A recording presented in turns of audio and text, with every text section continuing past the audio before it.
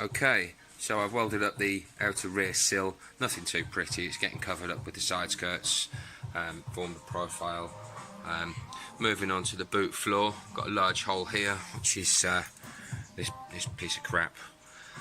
In the process of cleaning up, I found a very small hole here, and some small holes here, so I'm going to crack on with those and give you some updates. We've also got one hiding underneath there to sort out as well.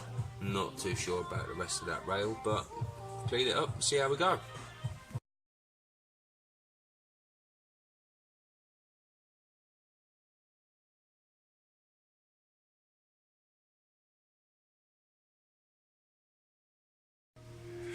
Right, well, we've got the offside of the car welded up.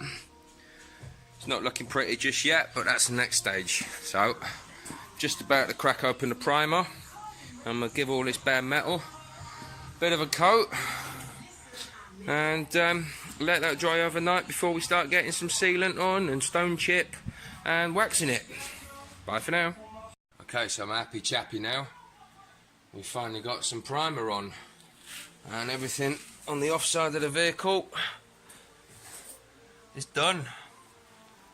Look at that.